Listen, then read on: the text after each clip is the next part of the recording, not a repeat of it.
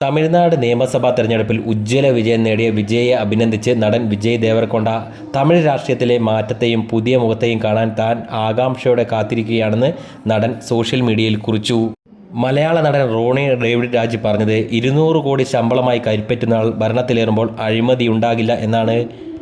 വിജയുടെ ചെന്നൈ പനയൂരിലെ വസതിക്ക് മുന്നിൽ ആയിരക്കണക്കിന് പ്രവർത്തകരും ആരാധകരുമാണ് തടിച്ചുകൂടിയത്. നടി തൃഷയും വിജയുടെ വീട്ടിലെത്തി ആഘോഷത്തിൽ പങ്കുചേർന്നിരുന്നു. വിജയുടെ വീട്ടിൽ നിന്നുള്ള ചിത്രങ്ങളും വീഡിയോയും ബന്ധുവായ പല്ലവി വിനോദ് കുമാർ ഇൻസ്റ്റഗ്രാമിൽ പങ്കുവച്ചു. ന്യൂസ് ചാനലിൽ വിജയം അറിഞ്ഞതിന് പിന്നാലെ വിജയുടെ അച്ഛൻ ചന്ദ്രശേഖരനെ ചേർത്ത് പിടിക്കാൻ ഓടുന്ന കുടുംബാംഗങ്ങളെ വീഡിയോയിൽ കാണാമായിരുന്നു.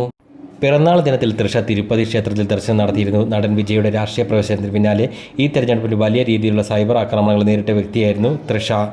വിജയ്ക്കൊപ്പം തന്നെ തിരഞ്ഞെടുപ്പിൽ തൃഷയുടെ പേരും ഏറെ ചർച്ച ചെയ്യപ്പെട്ടിരുന്നു. തൃഷയും വിജയുമായുള്ള സൗഹൃദം എതിർ പാർട്ടികൾ ആയുധമാക്കിയിരുന്നു.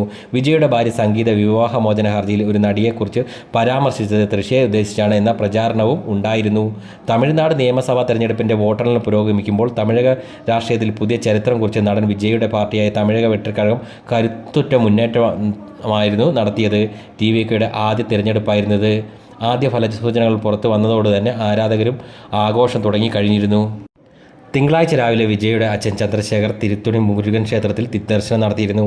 ഞായറാഴ്ച വൈകുന്നേരം തൃഷ തിരുപ്പതിയിലും ദർശനത്തിനെത്തിയിരുന്നു. മെയ് 4-ന് തൃഷയുടെ 43-ാം ജന്മദിനം കൂടിയായിരുന്നു. എന്നാൽ ഇതിൻ്റെ ഭാഗമായല്ല തൃഷ ക്ഷേത്രത്തിലെത്തിയതെന്നും വിജയുടെ വിജയത്തിനായി പ്രാർത്ഥിക്കാനാണെന്നും സോഷ്യൽ മീഡിയയിൽ ചർച്ചകളും സജീവമായിരുന്നു.